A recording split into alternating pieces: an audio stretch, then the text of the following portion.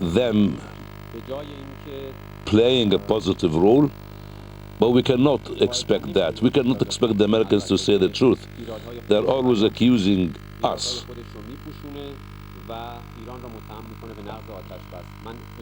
It is a part of the agreement related to the ceasefire in Lebanon. And during the recent few days, and despite it was decided to have a ceasefire on Monday, we have opened the Strait of Hormuz based on this matter,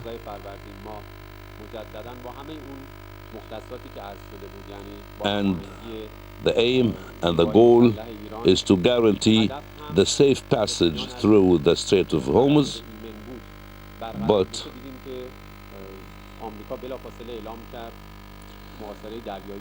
we saw some reactions regarding the agreement.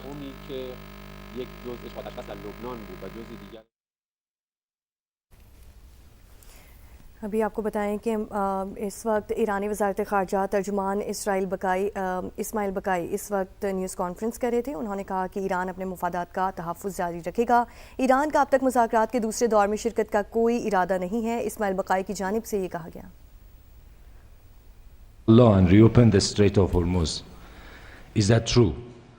برخی رسانه‌های غربی ادعا کردند که شما درخواست خانم کایا کالاس مسئول سیاست خارجی اتحادیه اروپا برای احترام به حقوق بین الملل و بازگشایی تنگه هرمز را مسخره کرده اید. آیا چنین چیزی صحت دارد؟ ممنونم.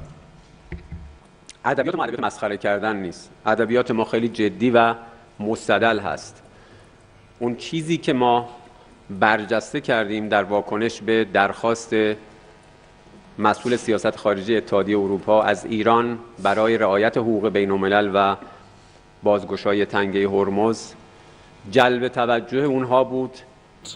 Have been mentioned by the European Foreign Affairs regarding the Strait of Hormuz. Our reply, our answer is they did not pay attention to the international laws. They have violated international laws. And we said that you just accuse other countries because this accusation will be for your benefit, despite any facts. We, in this time and during the last 3 years, we saw the European Union's attitudes regarding the genocide in Palestine and regarding the war crimes committed by the Zionist entity and America in Iran. And we have seen the situation and stances regarding the Strait of Hormuz. This cannot only as space to enjoy what's going on in Iran, but there is also on the other side the high prices of energy because of what's going on in the Strait of Hormuz. It is better for the European Union to adopt certain steps based on realities on the ground.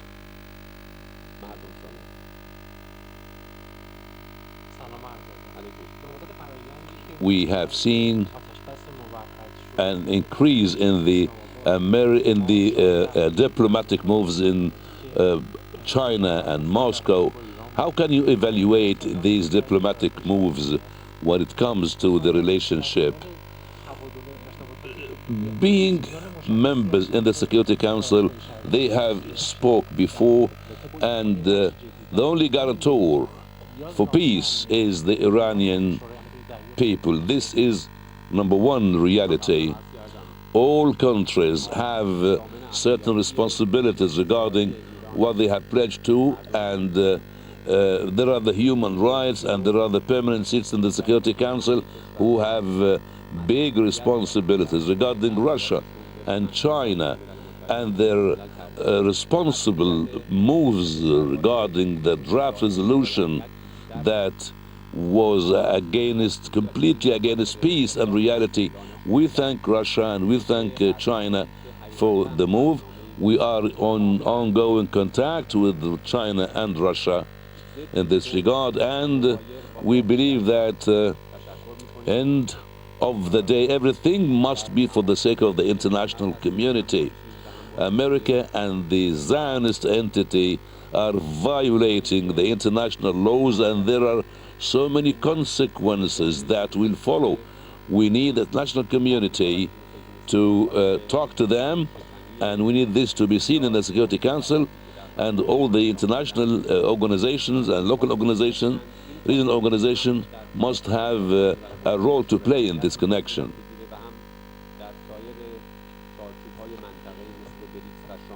Regarding the preconditions of the talks, is Iran, like other previous times, receiving or having certain preconditions to stop the maritime blockade? You can call it precondition, you can call them preconditions, but our stance is a logic one, based on the national interests of the Iranian people. We will never ask for any additional privileges. The national interests of the Iranians cannot be a victim of the bullying being made by other countries. And you can notice this, we are facing problems and we are facing criticism, but when there is a ceasefire, there must be a ceasefire. And we have seen what's going on in Lebanon, and they claim maritime blockade against Iran, and they attack commercial ships. These matters are against the international laws and the United Nations resolutions, and a ceasefire must be a ceasefire. And in these conditions, how can we accept the American claims regarding reconciliation and diplomacy? These cannot be understood.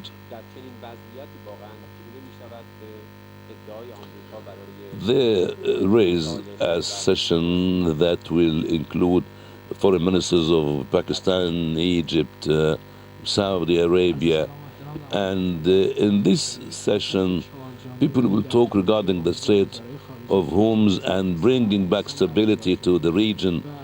My question is about the Iranian stance regarding the American attacks, the Zionist attacks in the Strait of Hormuz, and are there any talks regarding this matter in Turkey? Our contacts are ongoing with the countries, and we take our steps according to the international laws, and Iran has been subject to an American-Israeli attack and aggression.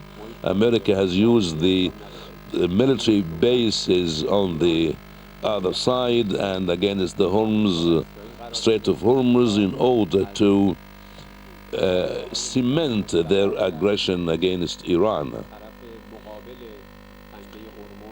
In this military condition, the countries that have chosen borders with the Strait of Hormuz must have the right to take certain steps to prevent aggressions from other countries or from the enemies.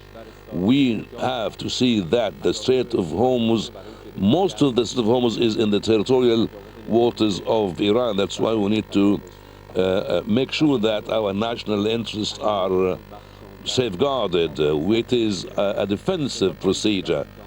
And you also have noted that so many countries have been affected by the current situation, and there is a lot of damage here and there. But we need not to tell the people some wrong headlines. The other side must stop this.